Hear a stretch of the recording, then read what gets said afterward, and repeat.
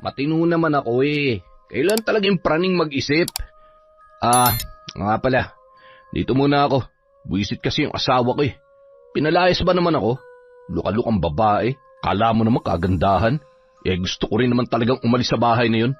Sino ba naman ang lalaking gustong makasamang losyang na misis na walang ibang ginawa kundi ang magreklamo at tumalak? Nagsasawa na siya sa'yo, kamo. At saka, sino ba naman ang hindi malolosyang inanakan mo ba naman ng 10 na magkakasunod pa ang edad? Bukod pa ron, namumroblema rin siya kung paano bubuhayin ang mga anak ninyo dahil kung aasa lamang siya sa'yo, tiyak nagagapang sa gutom ang mga bata. Taon 2004, Southern Leyte.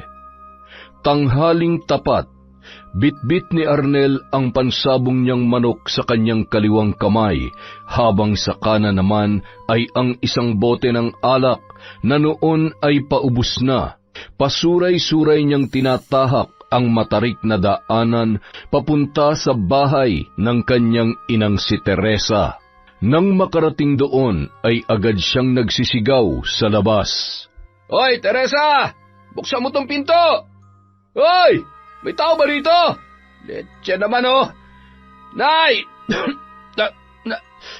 Nasaan ba yung matandang yun? Buisit naman talaga, oo.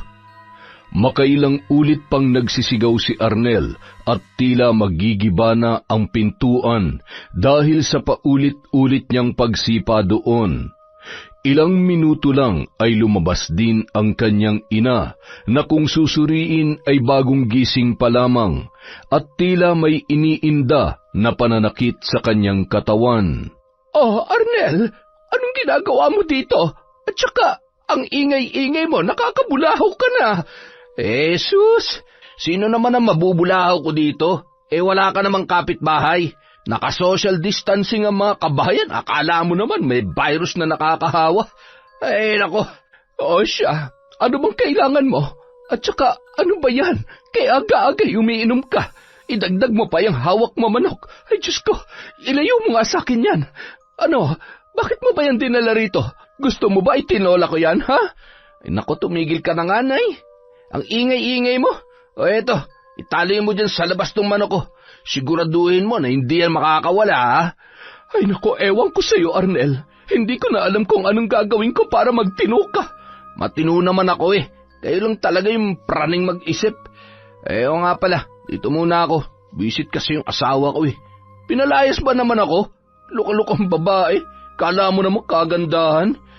Gusto ko rin naman talagang umalis sa bahay na yun, no? Sino ba naman ang lalaking gustong makasama ang losyang na misis na walang ibang ginawa kundi ang magreklamo at tumalak? Nagsasawa na siya sa'yo, kamo. At saka, sino ba naman ang hindi malolosyang? Inanakan mo ng 10 na magkakasunod pa ang edad. Bukod pa ron, namumroblema rin siya kung paano buhayin ang mga anak ninyo dahil kung aasa lamang siya sa'yo, tiyak nagagapang sa gutom ang mga bata. Baka gusto nyo rin makatikim nitong kamao ko, Nay. Ang ingay-ingay nyo, nakakarindi ka. Wala kayong pinagkaiba sa lecheng babaeng yun. Masaya nga akong umalis sa bahay, tapos dito, yan naman ang isasalubong nyo sa akin. O siya, sige na, dumito ka na muna. May ulam pa rin sa lamesa, kumain ka na. Nang makapasok sa bahay, ay agad na kumuha ng plato at kutsara ang lalaki. Malaki pa ang kanyang ngiti habang nagsasandok ng kanin. Ngunit nawala rin yon nang makita ang ulam. Buisit naman, oh. Nay, ano to? Bakit? Leche, grabe naman kayo. Ang sabi niyo may ulam tapos eto lang? Buisit na yan, oh. Bagoong? Masarap naman yan, Arnel. Nilagyan ko nga yan ng kamatis at sili. Ay, nako, wala ka talagang kwentang, Ina Teresa. Ay, siya, may sardinas dyan. Buksan mo na lamang. Wag na, buisit na yan. Ay, sige, ano bang gusto mo? Pahingin na lang ako ng pera. Eto, 50 lamang ang meron ako rito. Dagdagan mo naman. Siya, 100. Yan na lang ang meron ako. Ay, nako. Hindi to kasi. Aanhin mo bang pera, ha?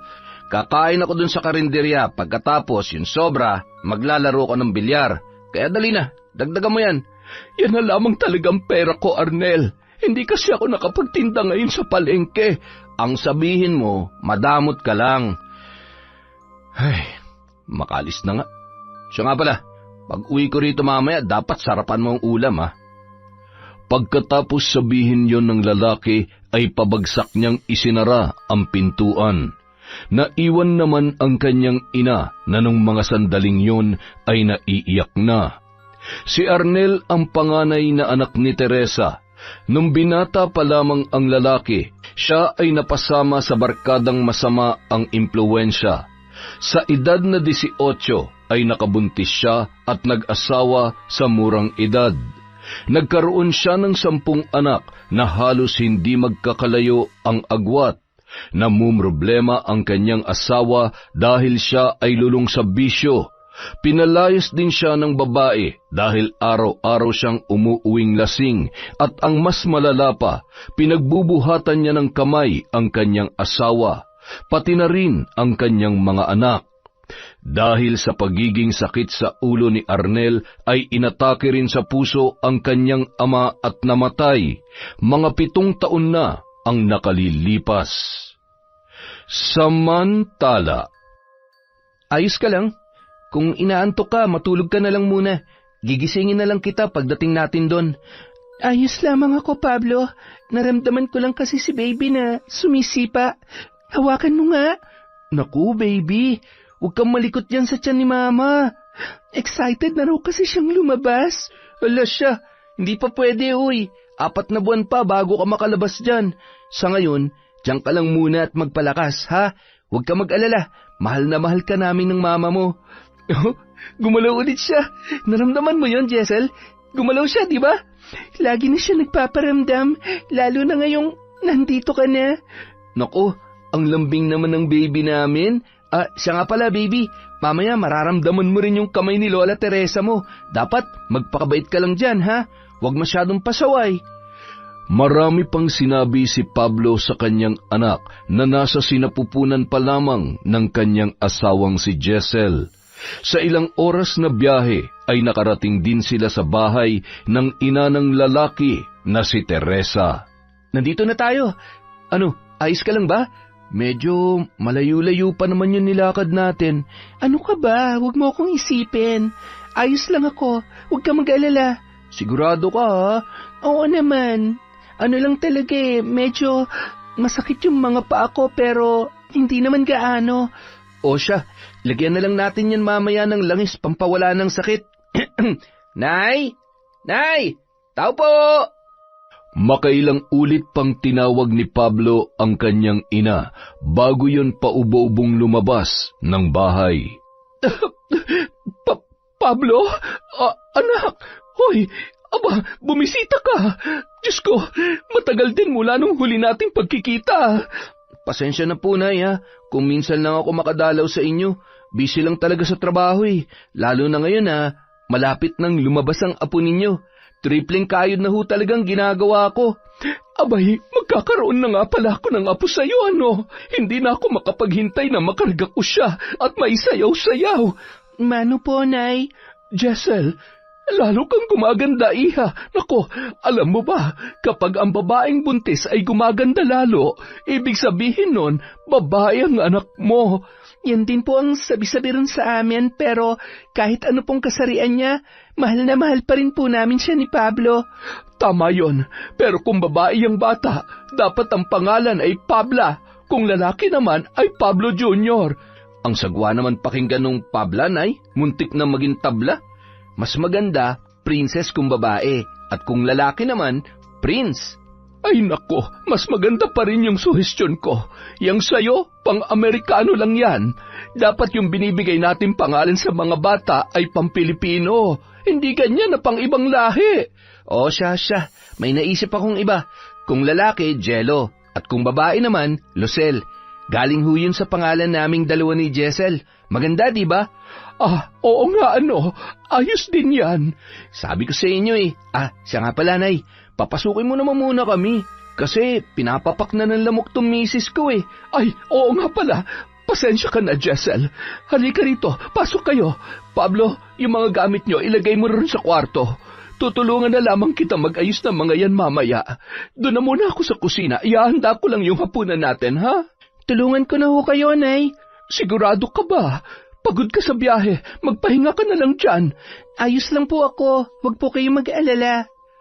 Tumulong si Jessel kay Teresa sa kusina, habang si Pablo naman ay abala sa paglalagay ng mga gamit sa kanilang kwarto. Nang matapos sa kanya-kanyang mga gawain, masaya nilang pinagsaluhan ang hapunan. Nay, may sasabihin nga po pala ako sa inyo. Sige lang, ano ba yon? May hihingin sana akong pabor. Sana po, ayos lamang sa inyo. Ay naku, kahit ano pa yon, basta't makakaya ko, gagawin ko. Sabihin mo lang. Yung kontraktor kasi namin na may project dun sa Davao, mga 3 buwan din daw yun. Tapos kami naman mga labor at foreman, isasama niya daw kami dun. 3 buwan din daw ho bago kami makakauwi. Pero may posibilidad din daw naman na mas maaga pa, kung matatapos ka agad yung trabaho namin. Oo, tapos ano? Ano yung pabor na hihingin mo? Kayo po muna sanang bahala sa mag-ina ko habang wala ako. Huwag po kayo mag-alala, magpapadala po ako ng pera sa inyo kada kinsenas para may pambili kayo ng mga kakailanganin nyo dito sa bahay. Abay, yun lang naman pala eh. O siya, kahit dito na kayo tumira, basta makasama ko lamang kayo. Gustuhin man naming tumira dito kasama nyo, Nay, pero hindi po namin pwedeng basta iwanan yung bahay namin dun sa kabilang probinsya. Ay nako, ayos lang. Bibisitahin niyo naman ako palagi, di ba? Oo naman, Nay. Siya nga pala, huwag niyo munang isipin yan. Ang importante, makakasama niyo ng 3 buwan na mag-ina ko. Hindi na kayo mag-iisa rito. Sa usaping mag-isa, may hindi pa pala ako nasasabi sa'yo. Ano po yun, Nay? Magsasalita na sana si Teresa, kaya lamang ay nabulabog sila dahil sa pabagsak na pagbukas ng pintuan. Pasuray-suray na naglakad papasok si Arnel habang hawak-hawak na naman ang bote ng alak at ang kanyang sigarilyo. Dumiretso ang lalaki sa kusina na parang walang nakikitang ibang tao. Nang mapansin na wala ng ulam at kanin, agad siyang nagwala at nagsisigaw. Teresa! Hoy! Nasa ka ba matanda ka, ha? Hindi ba't sinabihan na kita kanina na magluto ka ng masarap na ulam para sa akin? Ano to? Kahit kanin man lang wala. Buisit talagang buhay to, oo. Pasensya ka na. Akala ko kasi umuwi ka na sa inyo. Paano uwi? Leche yung mga tao ron. Ipapabarangay daw ba naman ako pag tumungtong pa ako dun sa bahay? Magtino ka na kasi. Parang awa mo na, Arnel. Huwag mo nga akong dinidiktahan, pal ka rin no? Parang sumusobra ka naman na, Kuya Arnel. Oh, Pablo! Diyan ka pala? Hindi kita napansin, ha? Pasensya na, ha? Siya nga pala. Bakit nandito ka? Anong ginagawa mo rito, ha? Bakit? Bawal na ba ako dito, Kuya? Tsaka ikaw, anong ginagawa mo dito sa bahay ni Nanay? Nandito ka lang ba para maging sakit sa ulo? Kasi kung ganun, pwede ka nang umalis. Abay, hindi mo rin no? Tinatanong kita ng maayos tapos sasagutin mo ako ng pabalang? Baka gusto mo tirisin kita dyan. Lit-lit mo pa naman. O edi, ikaw nang malaki ang katawan. Yun ba yung pinagmamalaki mo, Kuya? Ha? Ano sabi mo? Ulitin mo nga. Ang sabi ko, malaki ang katawan mo. Pero napakabatugan mo naman. Abay, hinahamo mo talaga ako, ha? Susugurin na sana ni Arnel si Pablo, ngunit pumagit na si Teresa, na nung mga sandaling yun ay umiiyak na. Ano ba? Tumigil nga kayong dalawa. Dadalawa lamang kayong anak ko tapos hindi pa kayo magkasundo. Tumabi ka nga dyan, tanda. Ano, takot ka ba masaktan yung paborito mong anak? Tumahimik ka, Arnel. Wala akong pinapaboran sa inyong dalawa. Jesus! Ang sabihin mo, takot ka lang masaktan yung pinakamamahal mong Pablito na yan. Ilang ulit ko bang sasabihin sa'yo na pareho lang ang turing ko sa inyo, walang lamangan, at higit sa lahat pareho ko kayong mahal. Puisit na pagmamahal yan. Ang kailangan ko ngayon, makakain. Dahil gutom na ako. Hindi pagmamahal, hindi nakakabusog yan. O siya, umupo ka na lang muna dyan. Magluluto lang ako saglit. Bilisan mo! Hinaan mo nga yung boses mo. Nagpapahinga pa naman ang asawa ni Pablo. Buntis yon, bawal ma-stress. Pakialam ko. Huwag ka lang sana maging sakit sa ulo dito, kuya. Yun lang. Pagkatapos yun sabihin ni Pablo ay mabilis na siyang naglakad papunta sa kwarto kung saan mahimbing nang natutulog si Jessel. Ang sabi mo akong na yun? Huwag akong sakit sa ulo? Kung pitikin ko kaya ang itlog niya. Oh, ayan ka na naman. Ano ba? Pwede bang kumalma ka lang? Tsaka yung bibig mo, ayusin mo ang pagsasalita mo. Tumahimik ka nga dyan, tanda. Visit ka talaga eh. Ang ingay-ingay. Baka ay... Oo na, hindi na ako magsasalita. Kumalma ka at tumahimik ka lang dyan. Utos na naman. Siya nga pala, saan ako matutulog ngayon? Nandun sa kwarto yung paborito mong anak. Ako na una rito tapos nagbida-bida na naman yung Pablo na yan. Asungot talaga sa buhay ko yung buwisit na yan eh. Doon ka na muna sa kwarto ko. Hayaan mo muna sila Pablo sa isang kwarto, lalo na't buntis si Jessel. Ayaw ko sa kwarto mo, no? Ang panghi kay Aaron. Ano mapanghi pinagsasasabi mo? Araw-araw ko naglilinis doon. Sige na. Tapos na ba yan, ha? Malapit na, saglit na lang. Upad mo naman talaga, Teresa. Marami pang pinagsasabi si Arnel, ngunit hindi na yon pinansin pa ng kanyang ina upang hindi na humaba ang kanilang usapan. Kinaumagahan, maagang gumising si Pablo para maghanap ng mga panggatong at mag-igib ng tubig, habang si Jessel naman tumulong sa kanyang biyanan sa paghahanda ng agahan. Nay, ayos lang po ba kung dito muna ako sa inyo ng mga ilang buwan? Aba, oo naman. Masaya nga ako eh, lalo na't may makakausap na ako dito sa bahay. Salamat po talaga, Nay. Wala rin kasi akong kasama dun sa bahay eh, kapag nagpunta na po sa Davao si Pablo. Mabuti nga at nandito ka para mabantayan kita at maalagaan. Yan din po ang rason kung bakit ako dinala rito ng anak ninyo. Siya nga po pala, ayos lang din ba kay Kuya Arnel na nandito ho kami? Ay nako, huwag mong pansinin yon. Sa ayaw at sa gusto niya, pamamahay ko pa rin to, kaya ako pa rin ang masusunod. Naalimpungatan po kasi ako kagabi dahil sa pagtatalo ni na Pablo at Kuya Arnel. Ay nako, huwag mong pansinin yon. Mai-stress ka lamang sa kanya. Hindi naman po siguro. Nasaan na po pala si Kuya Arnel? Maagang umalis. Hindi ko alam kung saan na naman yun nagpupunta. Basta ang alam ko lang na wala yung 500 ko sa pitaka. Hala, nangupit po siya? Ay nako, ganoon na nga. Pero hayaan mo na. At saka, huwag mo sanang sabihin kay Pablo, ha? Para makaiwas din tayo sa gulo. Opo, Nay.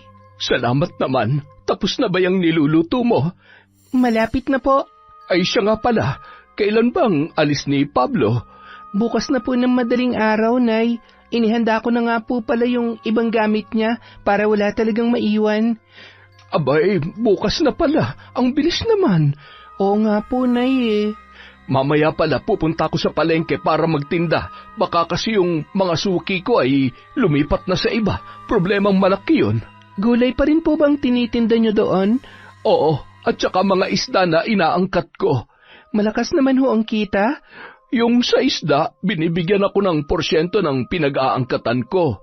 Binebenta ko rin naman yung mga isda niya na may kaunting tubo para naman hindi ako malugi. Yung mga gulay ko naman, medyo tumatagilid, lalo na't may mga umuutang na hindi na nagbabayad.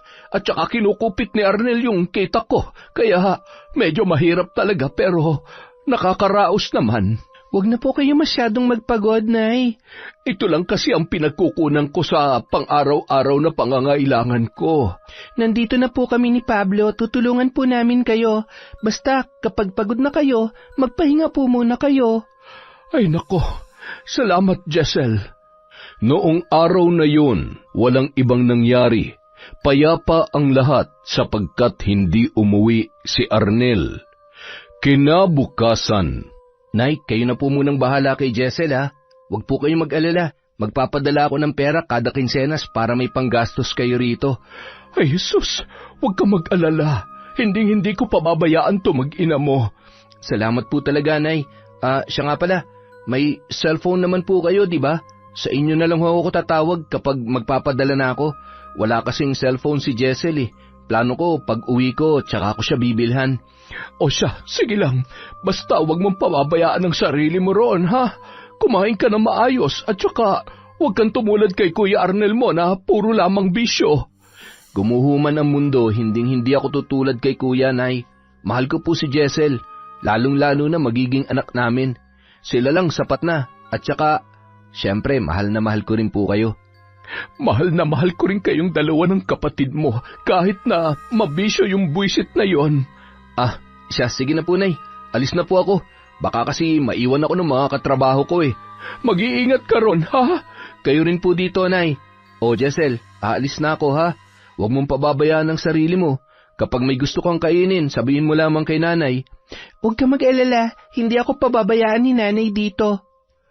Nang umalis si Pablo ay naiwan sina Teresa at Jessel na malalim ang pagbuntong hininga. Medyo madilim pa nung mga sandaling yun kung kaya't bumalik pa sila sa pagtulog. Makalipas ang ilang oras, nagising na ang dalawa at masayang pinagsaluhan ang almusal. O Jessel, mamaya magtitinda ako sa palengke ha? Mga 4:00 pa ng hapon ako makakauwi. Huwag ka mag-alala anak, magluluto naman ako ng pananghalian mo bago ko umalis para hindi ka na mapagod. Ay, ano po ba kayo? Kaya ko naman po magluto, ako na ho yun. Huwag niyo na akong alalahanin. Hayaan mo na ako. Minsan lang naman kayo nandito at saka binilin ka sa akin ni Pablo. Ay nako, salamat po Nay, pero kaya ko po talaga. O siya, sige. Hindi na ako mamimilit. Salamat po. Siya nga po pala, pwede po ba akong sumama sa inyo sa palengke? Huwag po kayo mag-alala, magaling po ako magtinda at makipag-usap sa mga customer. Ay nako, maingay doon at saka magulo. Sanay po ako sa ganon, Nay. Alam niyo naman po yata na maaga pong namatay yung mga magulang namin. 2 lang po kami magkapatid at ang ikinabubuhay po namin ang pagtitinda ng nyog at mangga sa palengke. Nahinto nga lang yon nung makapag-asawa na kami ni ate at nagkaroon na ng kanya-kanyang buhay. Kaya wag po kayo mag-alala. Sanay na sanay po ako sa ingay at gulo. Carry ko po yon. Abay, sige. Sabi rin naman nila na swerte raw ang mga buntis, kaya madaling mauubos ang paninda natin mamaya dahil sa'yo, sigurado ako dyan. Sana nga po para makauwi tayo na maaga. Anong oras po pala tayo aalis, Nay? Mga 8:00, magsasaing lang ulit ako at magluluto ng ulam para mayroon tayong baunin na pananghalian. Pagkatapos sabihin yon ni Teresa, iniwanan niya na si Jessel sa kwarto na nung mga sandaling yon ay nagbibihis na. Pagsapit ng 8:00, agad na silang nagpunta sa palengke, kung saan marami-rami na rin ang mga taong namimili. Tinulungan ni Jessel sa paglilinis ng pwesto ang kanyang biyanan at nang matapos ay inilatag na nila ang kanilang mga panindang gulay. Ikaw na munang magbantay dito, Jessel, ha? Kapag may bumili, tingnan mo na lang ang mga presyong nakasulat dyan sa notebook. Saan po kayo pupunta, Nay? Doon lang sa pinag-aangkatan ko ng mga isda. Titingnan ko kung meron pa ba silang mga sariwang isda na pwede pang ibenta. Basta, yon. Ikaw na munang bahala rito. Ayos lang ba sa'yo? Umupo ka muna dyan. May upuan naman. Sige lang po, Nay. Balik po kayo kaagad, ha? Tanging pagtangulang ang isinagot ng matanda bago iniwan si Jessel, na nung mga sandaling yon ay abala na sa pag-aasikaso sa ilang mga customer. Nang makabalik ang kanyang biyanan, may kasama yung binata na buhat-buhat ang 2 balde ng isda. Diyan mo na lamang ilagay, Bobong. Salamat. Jessel, bigyan mo nga ng 50 tong si Bobong. Opo, Nay. Boboy, eto. Bobong po ate, hindi po Boboy. At saka, salamat po rito ha. Sorry, nagkamali ako. Sorry, Boboy. Ay, Bobong pala. Ayos lang po yun. Matanong ko lang po, kaano-ano niyo po si Aling Teresa? Nanay siya ng asawa ko. Ikaw, kaano-ano mo siya? Pamangkin ka ba niya? At saka, ilang taon ka na? Kalma lang ate. Dahan-dahan po, isa-isa lang, mahina ang kalaban. Pero dahil ikaw po nagtanong, sige, sasagutin ko lahat. Una, hindi kami magkaano-ano ni Aling Teresa. Pangalawa, rumaraket lang ako rito bilang utusan ng mga tindero at tindera. At saka, 17 taong gulang na po ako. 17 na nga lang. Ang lalim kasi ng 17 taong gulang eh. Kayo po ba? Ano pong pangalan nyo? Ilang taon na kayo? At bakit ngayon lang ho kita nakita rito? Ang dami mo rin naman tanong. Dahan-dahan din. Mahina ang kalaban. Ay, pasensya na ate. Pero kahit paano, quits na tayo. Okay, sige. Ako si Jessel. Tawagin mo na lang akong Ate Jessel. 26 years old. At kung bakit ako nandito ay dahil nagbabakasyon ako kina Nanay Teresa. Ah, kaya pala. Buntis po pala kayo? Ilang buwan na po yan? Ay, pasensya na po kung ang dami-dami kong tanong, Ate Jessel ha.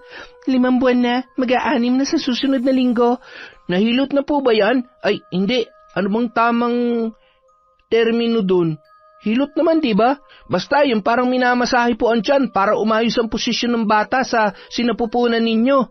Hindi pa nga pero baka sa susunod na buwan. Yung lola ko po marunong manghilot. Kung magpapahilot po kayo, sa lola ko na lang po. Talaga? Sige, tatandaan ko yan.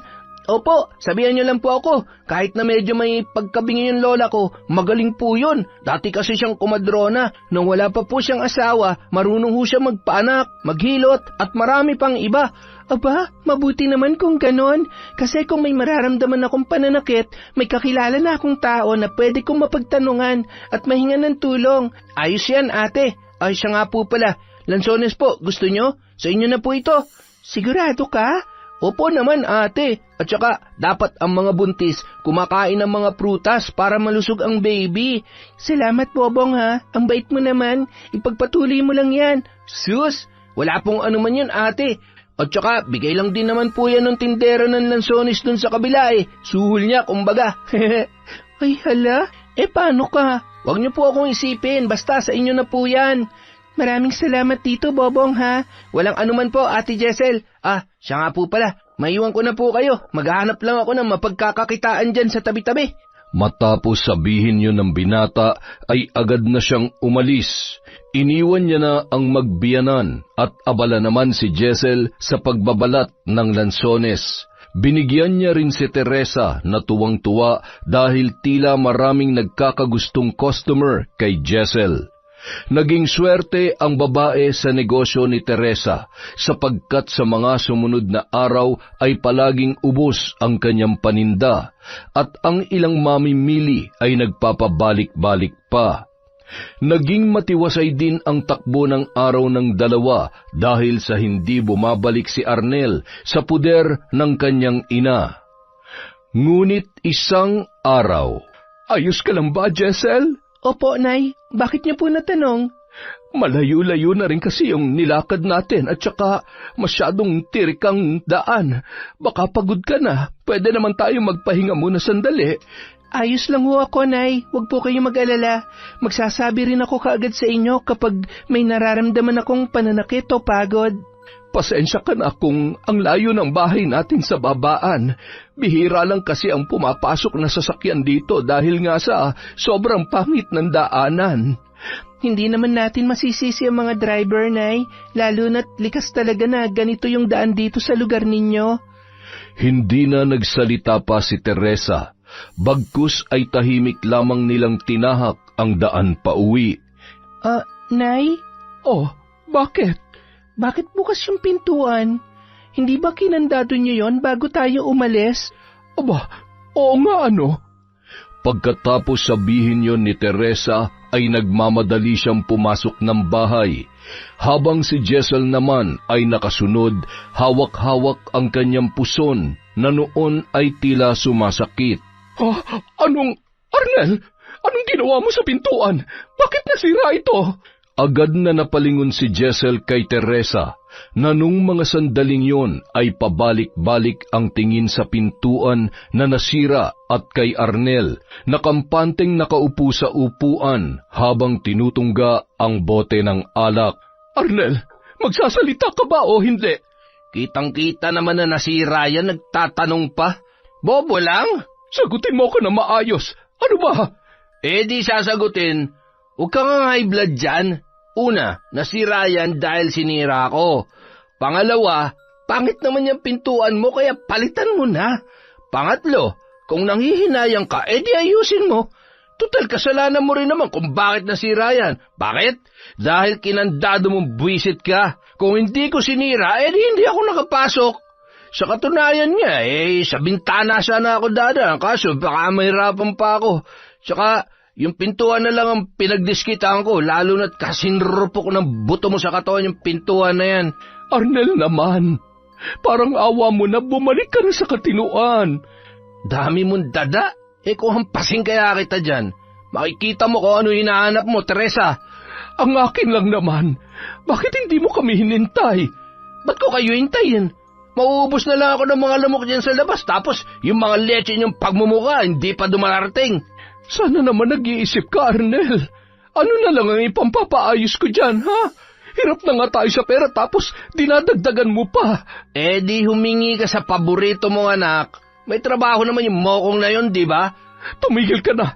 Huwag mong idamay ang kapatid mo sa mga kabulastugan mo rito, Arnel. Di wag. Sinasabi ko na nga kung paano mapapaayos yan. Ayusin mo yung pintuan. Bago dumilim bukas, dapat maayos na ulit yan. Inuutusan mo talaga ako? Kung ingud-ngud ko kaya yung pagmumukha mo. Baka nakakalimutan mo na ina mo ko. Mga yun. Paki ko ba, ha?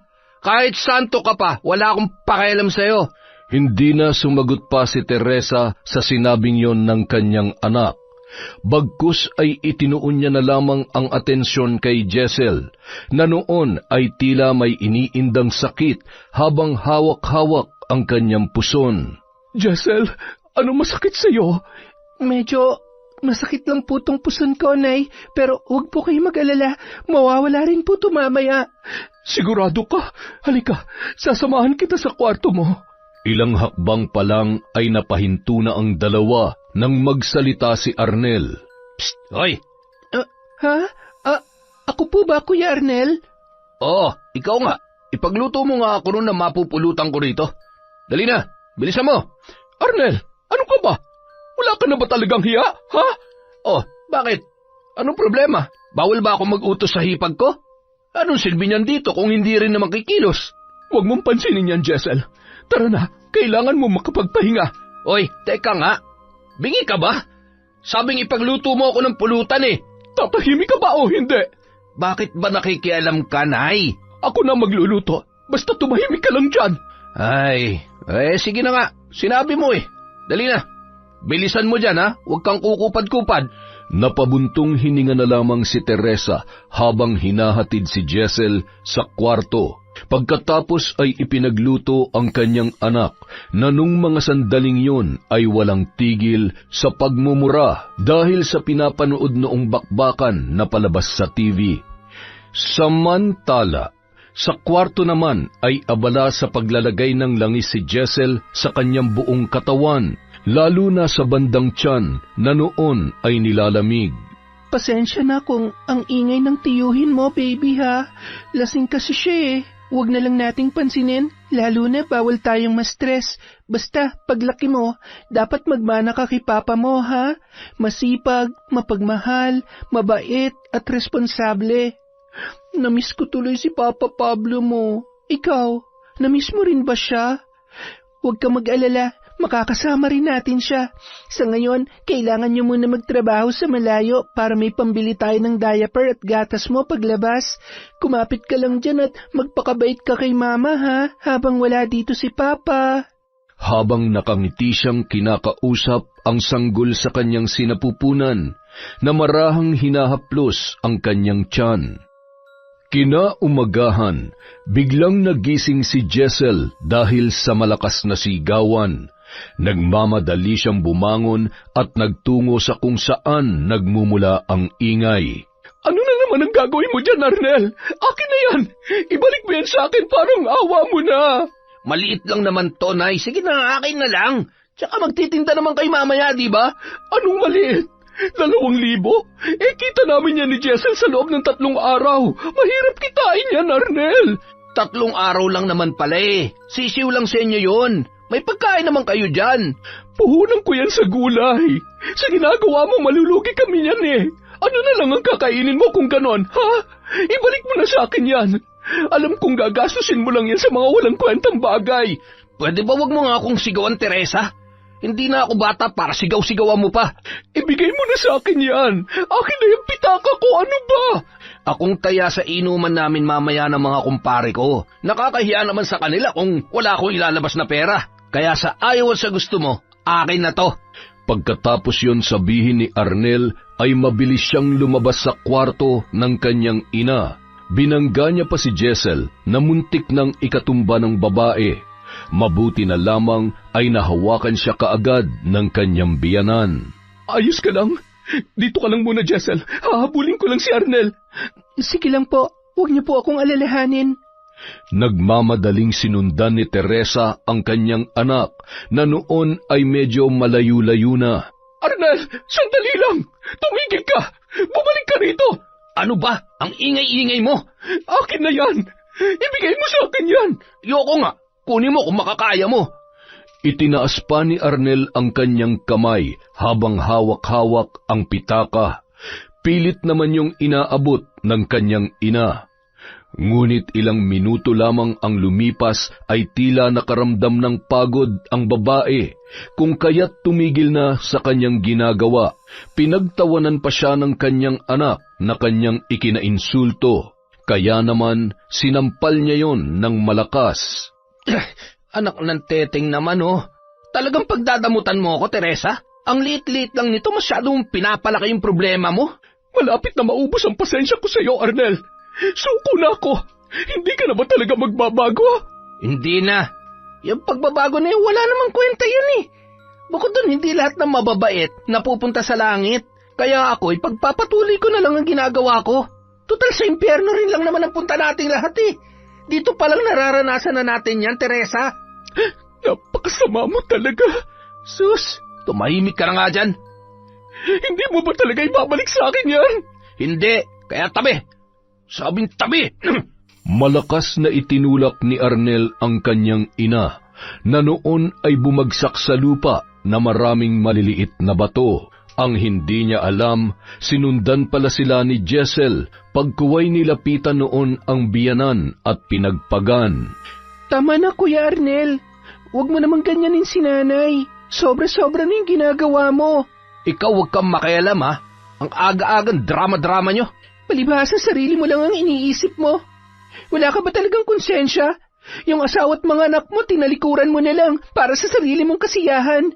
Kuya Arnel, hindi ka na bata para sabihin pa sa'yo kung anong tama at mali. Alam mo ba, ang laki-laki ng katawan mo pero yung utak mo kasing liit ng langgam. Gumawa ka naman ng paraan para tumugma yung kilos mo sa edad mo. Hindi yung ganyan na para kang bata. Anong sabi mo? Tumahimik ka nga dyan. Malakas na tinulak ni Arnel si Jessel, dahilan ng pagkatumba ng babae. Arnel, anong ginawa mo? Hindi mo ba nakita? Tatanga-tanga. Pakailamero eh. Pwede ba patahimikin mo yung buwisit na yan?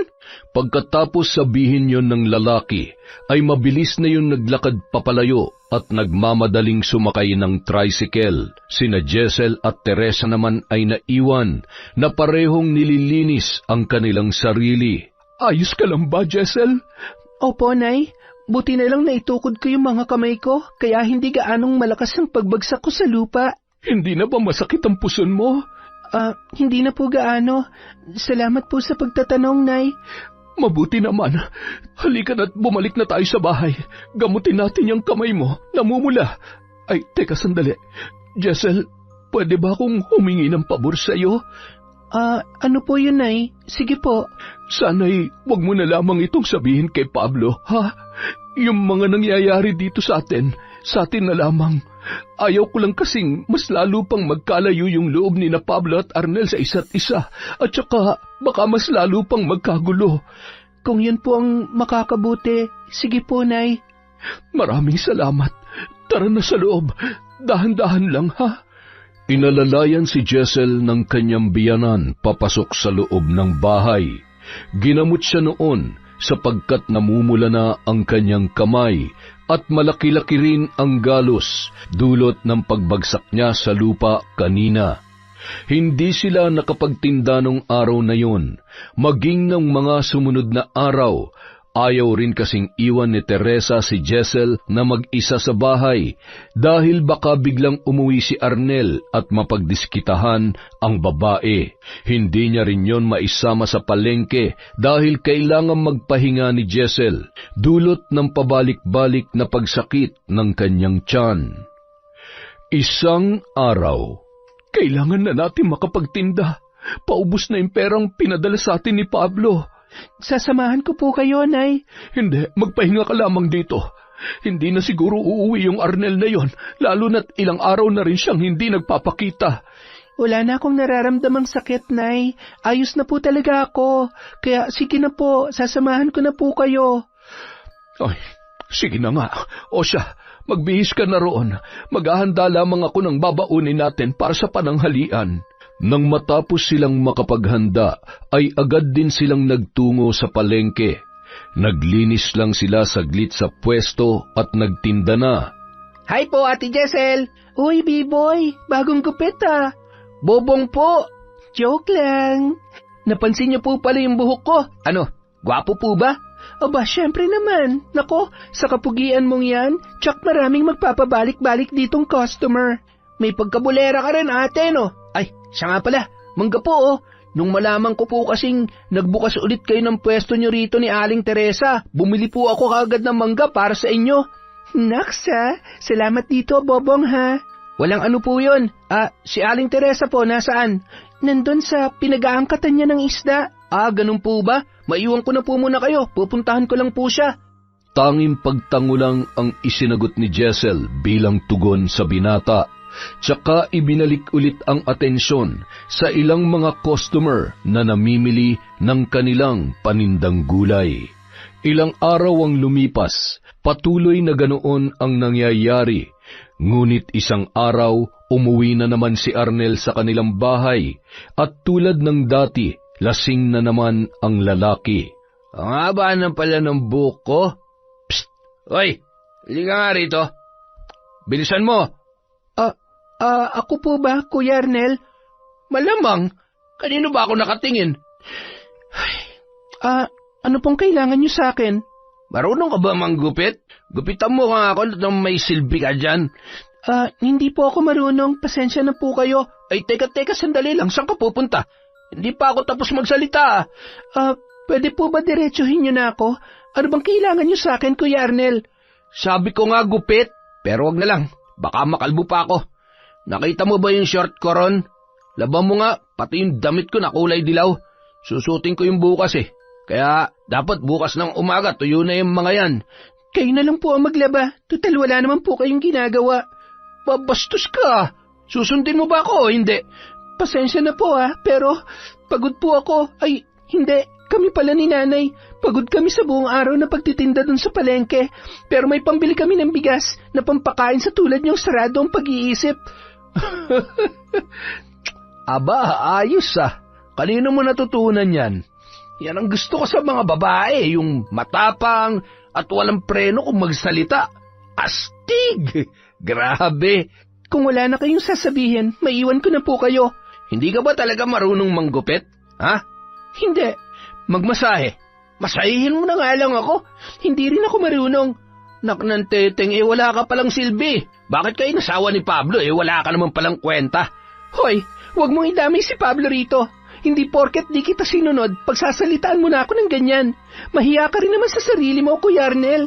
Ang kapal na mukha mo magsabi na walang silbi, ikaw tong walang silbi. Dapat nga umuwi ka sa inyo Hindi yung iiwan mo na lang yung asawa mo't mga anak dahil lamang sa bisyo. Kaya bago ka magsalita, tingnan mo muna yung sarili mo. Ikaw kasing tinatamaan sa mga pinagsasasabi. Hindi na natapos pa ni Jessel ang sasabihin, sapagkat buong puwersa siyang sinampal ni Arnel na siyang dahilan ng kanyang pagkatumba. Nang marinig naman ni Teresa ang sigaw ni Jessel, nagmamadali yung nagtungo sa sala at agad na humarang sa pagitan ng dalawa na noon ay nagkakainitan na.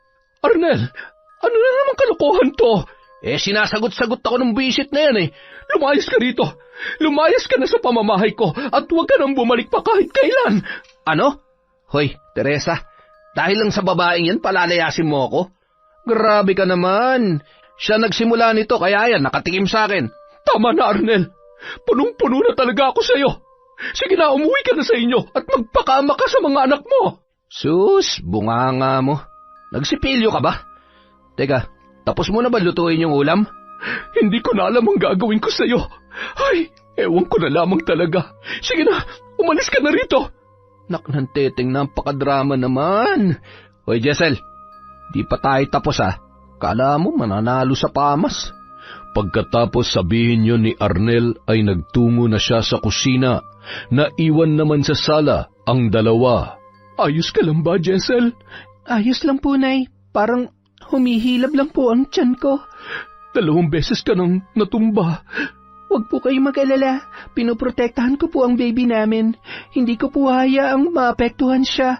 Kapag may inutos sa'yo si Arnel, sabihan mo lang ako kaagad para ako nang gagawa. At saka, kung may masabi man siyang nakakasakit sa'yo, huwag mo na lamang pansinin para iwas tayo sa gulo. Ha? Opo, Nay. Pasensya na po. Hindi ko na po talaga mapigilan ang sarili ko Nang sumunod na araw, ganun na lamang ang ginawa ni Jessel. Hindi niya na lamang pinansin ang lahat ng panginsulto ni Arnel. Pilit niya ring iniiwasan ng lalaki sapagkat minsan ay tila malagkit ang pagkakatitig nito sa kanyang katawan. Nasaan si nanay? Nagluluto po ng hapunan. Pagtimpla mo nga ako ng kape. Kontihan mo lang ang asukal Oh, ba't nakatingin ka pa? Sige na, bilisan mo. May ginagawa po ako, kayo na lang. Ang sabihin mo, tamad ka lang talaga. Ang simple-simple lang nung inuutos ko, hindi mo pa magawa? Teka nga, saan ka ba magaling, ha? Sa kama ba? Yun lang ba ang rason kung bakit ka inasawa ng kapatid ko? Kung ganon, baka naman pwedeng lumayo ka sa akin. Subukan mo lumapit, papatayin kita. Uy! Gamit ang yung walis? Nagpapatawa ka ba? Lumayo ka sabi. Sige. Siya nga pala. Narinig ko kayo nag-usap kagabi ni Teresa. May padala pala si Pablo. Ano naman ngayon kung nagpadala siya? Pairam naman na 1,000 dyan Wala na. Ibinili na namin ng bigas at makakain dito. At saka pwede ba lumayo ka nga sa akin? Ang baho ng hininga mo. Arte, kala mo naman nagsisipilyo. Pagkatapos sabihin yon ni Arnel, ay mabilis nang nagtungo sa kusina si Jessel, kung saan abala ang kanyang biyanan sa pagluluto. Nay, may load po ba kayo? Oo, bakit? Tatawagan mo ba si Pablo? Opo, sana, Nay O siya, sige lang. Eto. Salamat po, Nay. Agad na hinanap ni Jessel ang numero ni Pablo at tinawagan ang kanyang asawa. Matagal bago yun sagutin ng lalaki. Hello po, Nay. Pasensya na po kung medyo matagal kong nasagot. Kumakain po kasi kami. Si Jessel to. Uy, mahal, ikaw pala. Kumusta kayo dyan? Ang baby natin. Ayos lang naman kami, Tito. Tumutulong pa rin ako kay nanay sa palengke. At saka si baby, ayos na ayos lang siya. Minsan lang siyang magparamdam. Wala ka raw kasi. Naku, namimiss ko tuloy kayo lalo. Pakisabi kay baby na 2 buwan na lang at magkakasama na ulit tayo. Makakarating yan sa kanya. May vitamins ka pa ba dyan? Meron pa naman. Oo nga pala. Ikaw, kumusta ka dyan? Namimiss na kita ng sobra. Ang tamis naman nun. Namimiss na rin kita, mahal ko. Hindi ka naman pinababayaan dyan ni nanay. Kapag may gusto kang kainin, sabihin mo lang kaagad sa kanya, ha? Ay, sige na pala, mahal. Tatapusin ko lang tong kinakain ko. Mag-iingat kayo dyan, ha? Mahal na mahal kita. Mag-iingat ka rin dyan, mahal. Mahal na mahal din kita. Pagkatapos ng usapang yun, ibinalik na ni Jessel ang cellphone kay Teresa, na noon ay malapad ang ngiting nakatingin sa kanya. Bakit ganyan po ang ngiti ninyo, Nay? Wala. Natutuwa lang ako sa inyo ni Pablo. Nagpapasalamat talaga ako sa anak kong yon kasi napaka-responsable niya at mapagmahal. Napakaswerte ko po sa anak ninyo. Sana hindi siya magbago. Hindi yan. Mabait na bata yun Sana talaga bigyan ako ng mahabang panahon para makasama ko pa kayo ng matagal. Nay naman, iba yung dating sa akin ng mga sinasabi niyo. Hindi natin alam ang buhay, Jessel. Matanda na ako at Hindi natin alam kung kailan ako kukunin ng Panginoon. Huwag nga po kayo magsalita ng ganyan, Nay. Nagsasabi lamang ako ng mga posibleng mangyari. Kahit na ho, basta huwag niyo nang babanggitin sa akin ang tungkol dyan. Ay, sige na, hindi na. O siya, umupo ka dyan at kakain na tayo. Sa mga sumunod na araw, kapansin-pansin ang tila pagbagsak ng katawan ni Teresa. Pumayat ang ginang at tila malalim palagi ang iniisip na ikinababahala naman ng kanyang manugang. Nay, ano pong problema? Magpa-check up na po kaya kayo. Ano ka ba? Wala akong sakit. Ano ho yan? Ay, trangkaso lamang ito. Magpahinga na lang po muna kayo rito ng ilang araw, Nay. Ako na lang po muna magtitinda sa palengke. Huwag mo na akong alalahanin. Gagaling din ako. Siya, tara na. Napabuntong hininga na lamang si Jessel sa mga sinabing yon ng kanyang biyanan. Ayaw niya nang mangulit pa sapagkat alam niyang hindi rin magsasabi ng totoo si Teresa. Sa paglipas ng mga araw, nahuhuli ni Jessel si Arnel na sumisilip sa kanya sa tuwing siya ay naliligo. Tila hinuhubaran siya nito sa imahinasyon dahil sa nakakakilabot nitong tingin. Minsan naman, nagsasarili ang lalaki, eksakto talaga na siya lamang ang nakakakita. Natatakot na si Jessel sa pinapakita ng kanyang bayaw, kaya para makaiwas sa lalaki ay palagi siyang nakadikit kay Teresa. Isang araw. Ang sakit po ng puson ko, Nay. Medyo masama rin po ang pakiramdam ko. Huwag ka na lang munang sumama sa akin sa palengke. Dito ka na lamang magpahinga. Wala ho kayong kasama ron. Kailangan niyo po ang tulong ko. Huwag ka mag-alala. Kaunti lang naman yung mga gulay natin doon. Ititinda ko lang saglit. Pagkaubos ay uuwi na rin ako kaagad. Sige po. Mag-iingat po kayo, Nay, ha? Salamat, anak. At saka, huwag ka mag-alala, ha? Hindi siguro uuwi ngayon si Arnel. 2 araw na yung hindi umuwi eh. Baka sa susunod na linggo pa yun bumalik dito. Opo, sana nga po wag na siyang umuwi. Ay, siya nga po pala. Makulimlim po ang kalangitan, medyo malakas din ang hangin. Magdala po kayo ng payong para handa kayo kung sakaling umulan. Tanging pagtango lamang ang isinagot ng kanyang biyanan. Pagkatapos noon ay umalis na, bitbit ang payong at ang pitaka nitong naglalaman ng kita sa palengke. Naiwan naman ng sandaling yon si Jessel na abala sa pagsasara ng mga pintuan. Makalipas ang ilang oras, bumuhos ang napakalakas na ulan. Sinabayan pa yon ng pagkulog at pagkidlat. Nilagyan naman niya ng langis ang kanyang tiyan na noon ay sobrang lamig. Walang tigil din yon sa paghilab at pabalik-balik na pananakit. Para mawala ang kanyang nararamdaman ay patagilid siyang humiga sa kama, nagtalukbong at sabay pikit ng mga mata. Bumabangon lamang siya para kumain at pagkatapos ay bumabalik na ulit sa pagkakahiga. Samantala, walang tigil sa pagmumura si Arnel habang naglalakad sa maputik at madulas na daan pauwi sa bahay ng kanyang ina.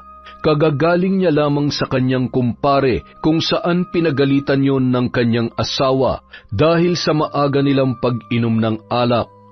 Bukod sa ayaw niyang madamay sa away mag-asawa, ayaw niya rin ng ingay, kung kaya't napilitan na lamang siyang umuwi kahit malakas pa ang ulan nung mga sandaling yon. Nilakad lamang ni Arnel ang malayong kalsada sapagkat wala na ring perang pamasahe para sa tricycle. Hindi naman siya pinapasakay ng ilang driver sapagkat maraming beses na siyang hindi nagbabayad. Nang makarating siya sa bahay, mabilis niyang pinihit ang seradurang bagong bili ng kanyang ina. Ipinagawa kasing muli ang pintuan nila nung masira yon ni Arnel. Ay, buisit! Hoy! Buksan nyo nga itong pinto! Teresa, nandiyan ka ba? Hoy! Buksan nyo sa amin to eh! Paulit-ulit siyang sumisigaw sa labas ng bahay, ngunit dahil sa lakas ng ulan, hindi yun naririnig ng tao sa loob.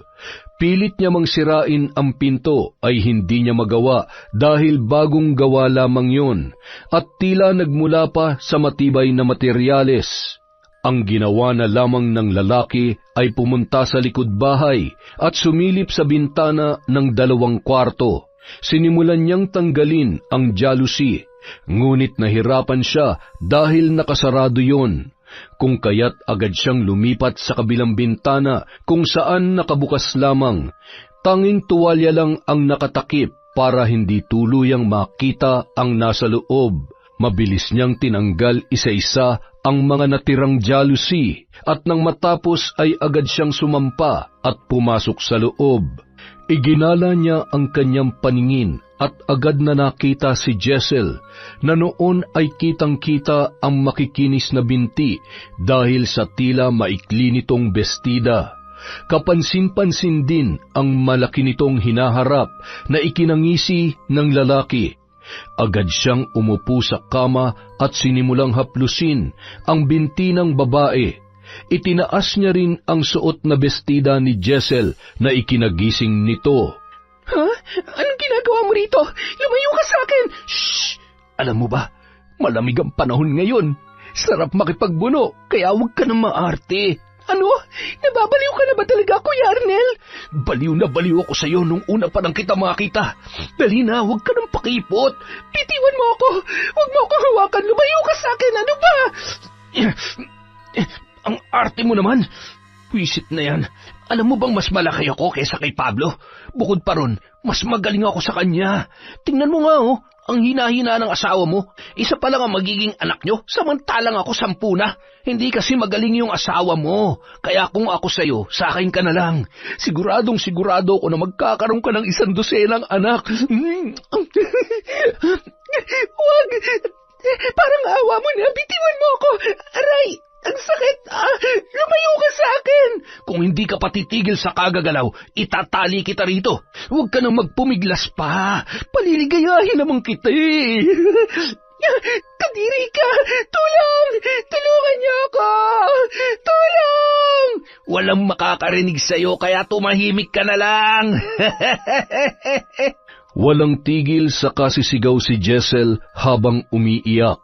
Hindi niya alam ang mararamdaman nung mga sandaling yon, sapagkat mas lalong sumakit ang kanyang tiyan nang pumaibabaw sa kanya si Arnel, na tila sinasaniban ng sandamakmak na demonyo. Kahit anong gawing pagpupumiglas ng babae, ay wala pa rin siyang laban kay Arnel dahil hamak na mas malakas yon sa kanya. Hindi na rin siya makapanlaban pa nang punitin ni Arnel ang suot niyang bestida. Sinubukan niyang itulak yon papalayo, ngunit sinikmuraan lamang siya ng kanyang bayaw. Samantala, medyo madilim na nang makauwi si Teresa. Malakas pa rin ang buhos ng ulan nung mga oras na yon. Ay, ano ba yan? Nakalimutan ko palang dalhin yung susi. Jessel? Jessel, anak, buksan mo naman tong pinto. Ay, natutulog siguro yon. Iha, pakibukas mo tong pinto, nandito na ako. Habang tinatawag ang pangalan ng kanyang manugang, walang tigil sa pagkatok sa pintuan si Teresa. Ilang minuto na siyang nakatayo sa labas, ngunit hindi pa rin siya pinagbubuksan ni Jessel. Ang ginawa niya na lamang ay nagtungo sa likod bahay kung saan may bintana sa kwarto ng babae. Diyos ko, ano to? Arnel, anong ginagawa mo? Nay, tulungan niyo ako, Nay! Mabilis na sumampa si Teresa sa bintana at pumasok sa loob ng kwarto. Agad niyang hinampas ng payong si Arnel na nung mga sandaling yon ay hindi pa rin tumitigil kahit nakita na ng kanyang ina ang kanyang kababuyang ginagawa sa kanyang hipag na buntis. Arnel, umalis ka dyan! Ano ka ba? Buisit ka talagang matanda ka, istorbo ka eh! Lumayos ka rito! Ang ingay-ingay mo, pakailamera ka! Halika nga rito! Aray! Bitiwan mo ko! Masakit! Mabilis na hinablot ni Arnel ang buhok ni Teresa at hinila papunta sa sala. Sinakal ng lalaki ang kanyang ina habang pinagsususuntok sa tiyan. Wala ring tigil sa kasisigaw si Jessel, sabay hampas ng walis kay Arnel. Dahil sa kanyang ginawa ay malakas siyang itinulak ng kanyang bayaw, dahilan ng pag-agos ng dugo mula sa kanyang hita. Kahit na sobrang sakit ng kanyang nararamdaman ay pinilit niya pa ring tumayo upang tulungan ang kanyang biyanan na hindi pa rin tinitigilan ng anak nito. Jessel, umalis ka na. Yun lamang ang tanging nasabi ni Teresa bago siya nawalan ng malay. Nagdadalawang isip namang tumakbo palabas si Jessel, ngunit nang makita niyang sinaksak ni Arnel ng bubog mula sa nabasag na flower vase ang ina nito sa leeg, ay agad na siyang tumakbo palabas ng bahay. Kahit na tila hindi na maipaliwanag ang nararamdaman niyang pananakit ng tiyan, maging ang buo niyang kalamnan, walang tigil din ang pag-agos ng dugo sa kanyang hita habang tumatakbo sa maputik na daan. Madilim na nung mga sandaling yun, malakas pa ang buhos ng ulan at ang mas nakakatakot ay ang malakas na pagkidlat. Walang suot na tsinelas ang babae, kung kaya't ilang beses din siyang nadulas at natumba sa putikan. Punit-punit na bestida lamang ang tanging kanyang kasuotan, nakaunting bahagi na lang ng kanyang katawan ang natatakpan. Nang makarating sa kalsada, ay wala siyang tigil sa paglingon sa pinanggalingan.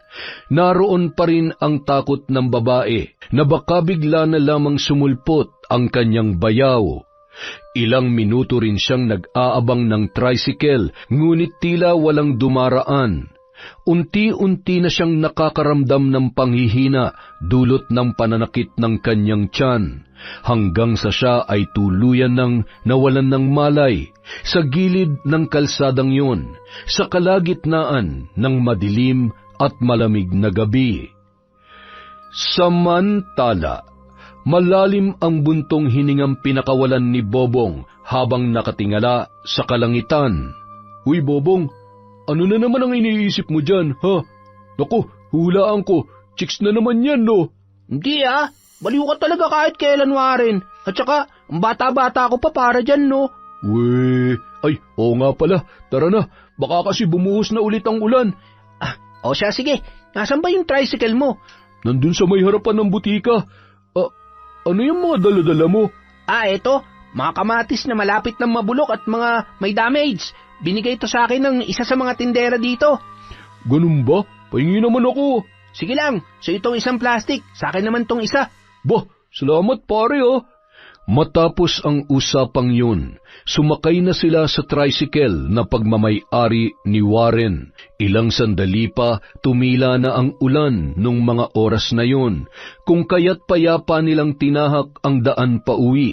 Habang umaandar ang tricycle, ay biglang nahagip ng ilaw ang isang babae na nakahandusay sa tabing kalsada. Oh, ano yun? Hinto mo nga, pre. Uy, Bobong, saan ka pupunta? Hintayin mo ako! Hoy! Agad na bumaba ng tricycle si Bobong at nagmamadaling lumapit kung saan nakahiga ang naturang babae. Ha? Ate Jessel? Ate, gumising ka! Uy, Bobong, walang iya ka naman bakit hindi mo ako hinintay? Ha? Sino yan? Naalala mo yung si Aling Teresa? Asawa to ng anak niya. Oo, parang pamilyar siya sa akin. Nakita ko na yun sa palengke. Pero, buhay pa ba yan, ha? Hawakan mo nga yung pulsuhan. Tingnan mo kung pumipintik pa. Oo, buhay pa. Nawalan lang siguro siya ng malay. Anong gagawin natin dyan? Wala naman tayong pera pampa-ospital. Ay, naku, kinakabahan ako, Bobong. Baka sabihin ng mga tao, ginahasa natin yan. Kasi, tingnan mo yung suot niya, oh. Dalhin natin siya kay Lola. Dali na. Tulungan mo akong isakay siya sa tricycle. Oh, sige, hintayin mo ako. Dadaling ko lang yung tricycle dito. Pinagtulungan ng dalawang binatang buhatin si Jessel para makasakay sa tricycle at saka yun pinaharurot ng takbo ni Warren. Nang makarating sa maliit na kubo ni Bobong, mabilis nilang ipinasok ang babae at inihiga sa sahig. Nasaan ba si Lola? Lola Lita! Baka naman nanguha na naman yun ng kung ano-anong insekto sa gubat para pag-eksperimentuhan niya. Paano, pre? Uwi na ako. Baka kung anong krimen ang kinasangkutan ng babaeng yan. Huwag mong idadawit ang pangalan ko, ha? Ay, sige na, umalis ka na. Huwag ka mag-alala. Salamat sa libreng sakay, pre, ha? Nang makaalis si Warren, agad na nagpakulo ng mainit na tubig si Bobong. At saka pa ulit-ulit na tinawag ang pangalan ng kanyang lola. Ilang minuto pang paghihintay ay dumating na rin ang matanda. La, saan ka na naman lang galing? Ha? Doon sa banyo. Medyo sumakit kasi ang tiyan ko dahil siguro doon sa dala mong ulam kagabi. Oh, ang ingay-ingay mo. Abot sa ibang planeta yung boses mo. Nakakahiya ka. Hindi tuloy ako nakatayo na maayos. Ay naku, napakadugyot talaga nitong lola ko, oh.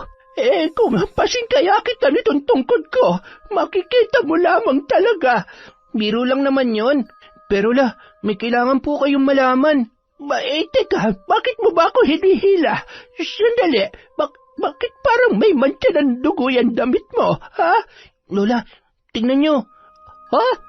Sino yan? At saka, bakit ganyan ang itsura niya? Bukod pa ron, bakit mo yan dinala rito? Naalala niyo po ba si Aling Teresa, yung nagtitinda ng gulay at isda sa palengke? Basta, yung suki niya po dati. Oo, bakit? Anong meron kay Teresa? Matagal-tagal na rin kaming hindi nagkita noon. At saka, ayan, ano ka ba? Sino yung babaeng yan? Ay, makinig nga po kasi kayo, La. Ang babae pong yan, si Ate Jessel. Manugang po siya ni Aling Teresa. Kanina po, habang pauwi kami, nakita namin siya nakahandusay sa tabing kalsada. Basta po, La, mahabang kwento. Gamutin niyo na po siya, sige na. At saka, La, kinakabahan po ako sa sitwasyon ni Ate Jessel. Buntis pa naman po siya. Buntis pala ito Bakit hindi mo kaagad sinabi? Marami pang sinabi si Bobong, ngunit hindi na siya pinakinggan pa ng kanyang lola. Agad na itinabi ni Lola Lita ang kumot na ibinalot kay Jessel. Sa kanya naman hinawakan ang pulsuhan nito at pinakiramdaman. Tiningnan niya ang bandang hita ng babae na noon ay marami pa ring naglalabasang dugo. Namumuuna ang ilan at ang mas malala pa ay may maliit na parang sanggol na hindi pa talaga buo. Babang, kunin mo nga yung langis ko dyan sa may altar at yung iba pang mga kumot. Dalian mo. Nakuna ng babaeng ito. Kailangan ko siyang hilutin para mailabas ang natira. Ha? Wala na po yung baby, Lola? Oo, Diyos ko. Paano ba kasi siya? Ay, naku. Sige na, bilisan mo na yung inuutos ko. Inayos ng matanda ang pagkakahiga ni Jessel.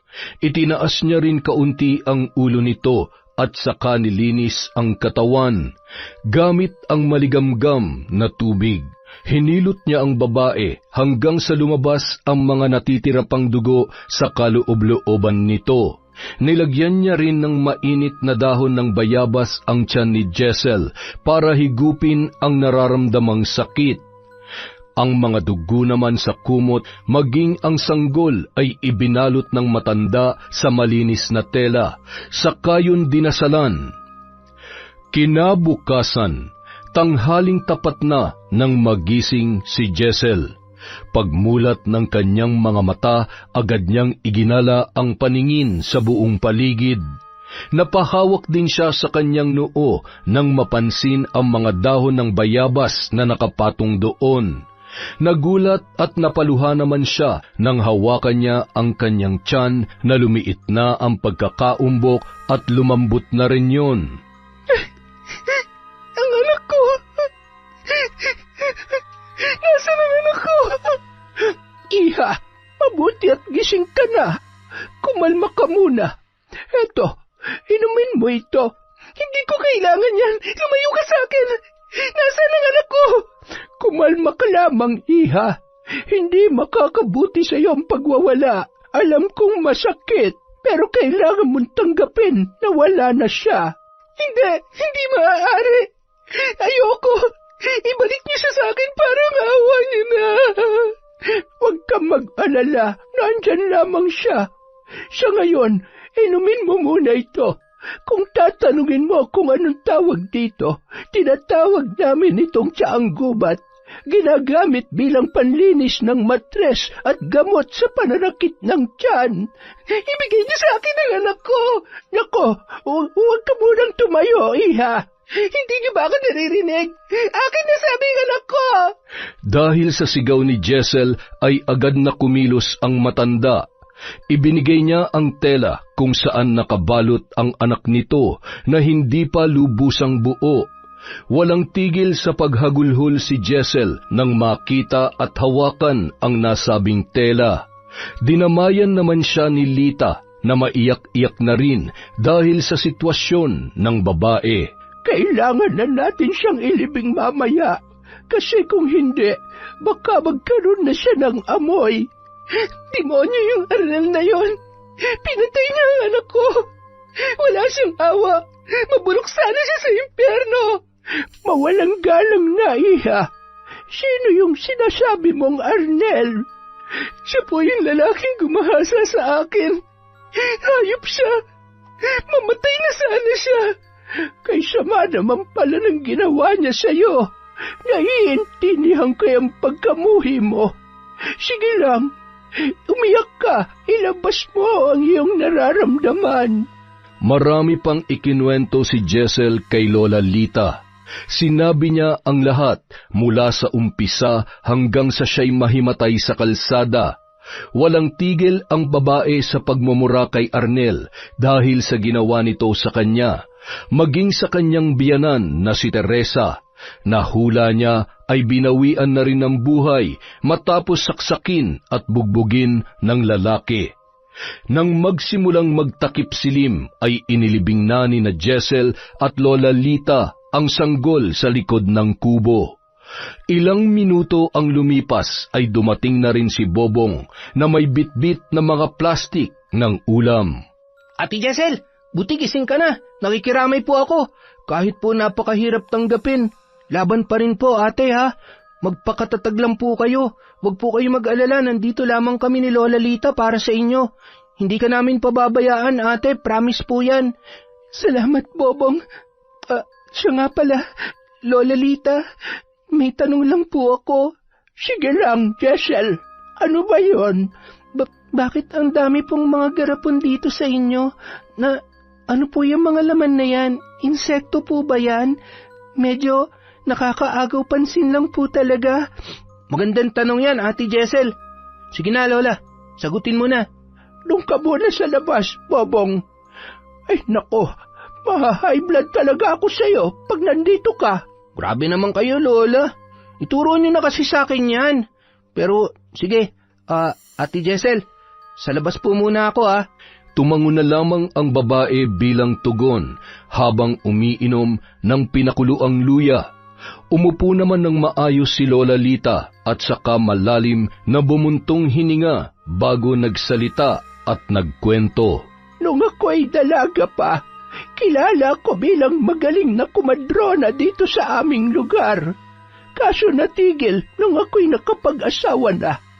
Yung asawa ko naman ay taga-Sikihor. Ang lahi nila ay kilalang-kilala bilang mambabarang.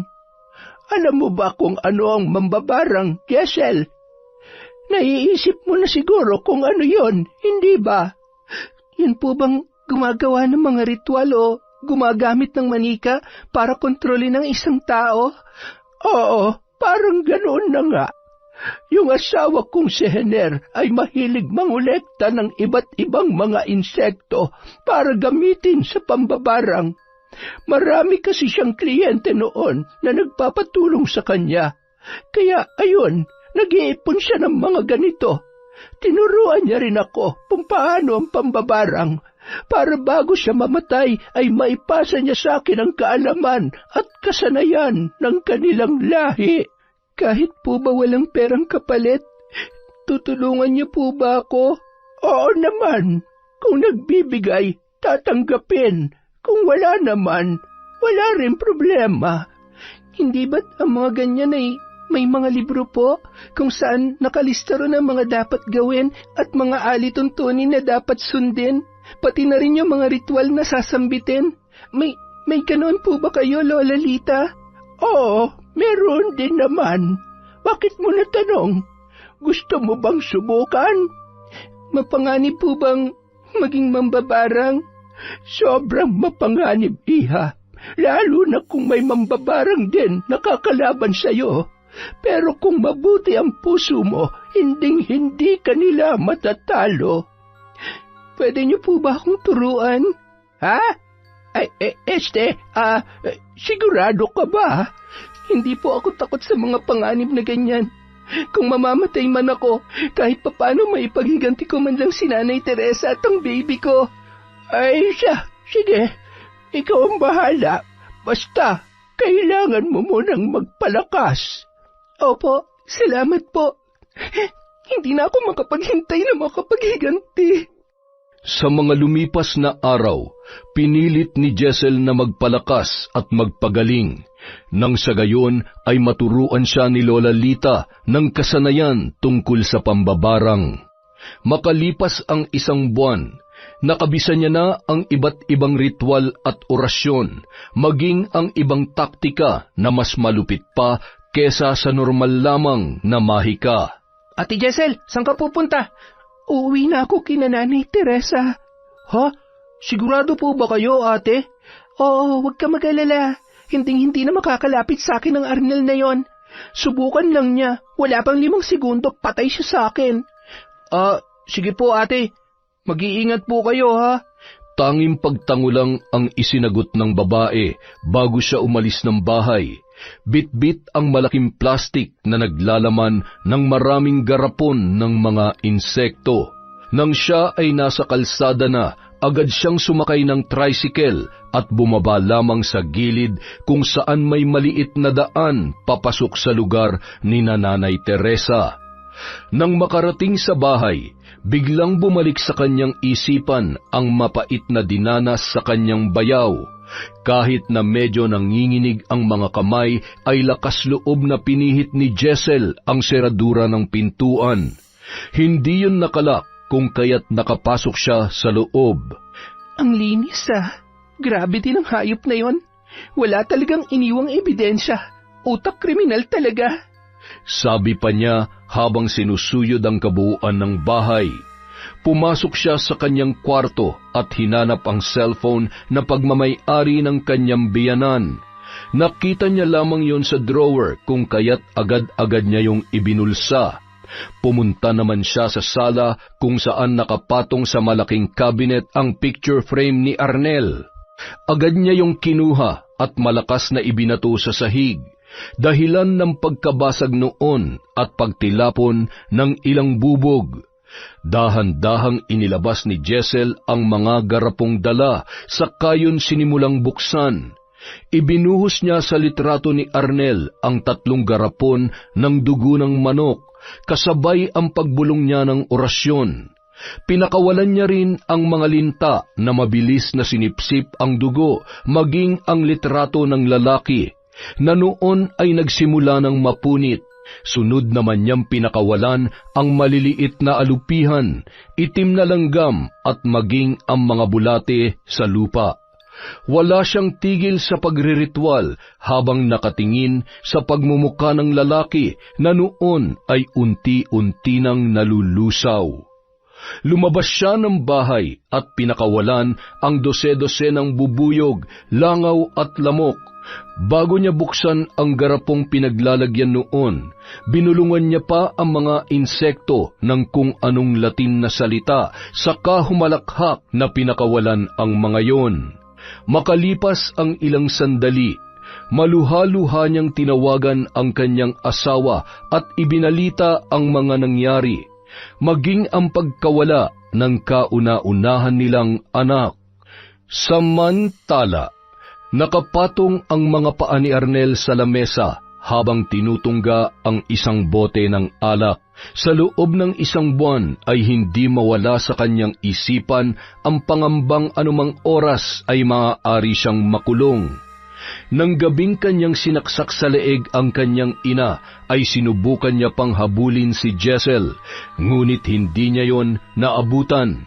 Sa takot na mahuli ng mga pulis ay inilagay niya sa loob ng sako si Teresa, saka yun inilibing sa likod bahay, sa bahaging masukal at puro damo. Siniguro niya ring hindi yun makikita ni numan. Nilinis niya rin ang buong bahay upang walang makitang ebidensya laban sa kanya. Umalis siya roon at umuwi sa kanyang asawa at mga anak na walang kaalam-alam sa kanyang ginawang krimen. Inom na naman? Diyos ko naman, Arnel. Nakukuha mo pa talagang uminom, ha? Wala na nga tayo makain eh. Ano ba? Nakikinig ka ba sa akin? Ay, ano ka ba naman, Sanya? Di maghanap ka. Huwag mo ako idamay sa init ng ulo mo. Kaya aga-aga nakakabwisit ka eh. Mamatay ka na sana, para wala na kaming sakit sa ulo. Ano sabi mo? Ha? Puro problema lang ang binibigay mo sa akin. Sana mawala ka na lang. Sana hindi ka na bumalik. Sana hindi na lang ikaw naging... Ha? Hindi na naituloy pa ng babae ang kanyang sasabihin nang makita niyang biglang bumula ang bibig ni Arnel. Kasunod noon ang pagputi ng mga mata nito na naging pula rin kalaunan. At ilang minuto pa ay sumirit doon ang masaganang dugo. Mula sa ilalim ng lamesa, gumagapang sa katawan ng lalaki ang maraming linta. Lumalabas din yon mula sa bibig nito. Sa labas naman ng bahay ay tila nagmamarcha ang maraming langgam papasok doon. Tulungan mo ako, Sanya! Sambit ni Arnel sa kanyang asawa. Hindi siya pinakinggan noon, bagkus ay iniwan na lamang siyang mag-isa. Nagmamadaling tumakbo palabas ang babae kasama ang mga anak nila na walang tigil sa pag-iyak dahil sa nakakakilabot na nasaksihan. Ilang minuto ang lumipas ay pumasok sa bahay ang maraming bubuyog, maging ang mga lamok na nakamamatay. Dinumog ng mga insektong yon ang katawan ni Arnel na ng mga sandaling yon ay nalalapnos na at nabibitak na ang balat. Lumalabas sa kanyang katawan ang kulay berdeng likido na may halong mga alupihan. Ilang oras din pagka-rescue sa kanya ng mga taga-barangay, dinala siya sa ospital. Patuloy pa rin sa paglabas ng bula sa kanyang bibig hanggang sa siya'y bawian na ng buhay. Wala pang isang araw, ngunit inuuod na ang kanyang katawan. Unti-unti na yung nabubulok at kinakain ng mga bulate. Nakonsensya naman ang asawa ni Arnel sa mga pinagsasabi niya sa lalaki. Ngunit nang malaman niya kay Pablo ang kasamaang ginawa nito kina Jessel at Teresa, halos araw-araw niyang kinasuklaman ang asawa.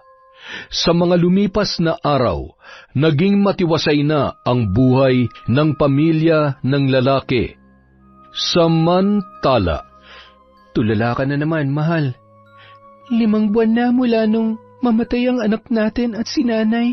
Pero hanggang ngayon, binabangungot pa rin ako ng mga pangyayaring yon, Pablo. Hindi lang ikaw ang nawalan. Ako rin, Jessel.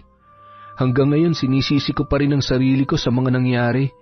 Kung hindi lang ako umalis, di sana naprotektahan ko pa kayo. Nangyari na yon. Huwag na lang nating alalahanin pa. 3 buwan na sana yung anak natin ngayon.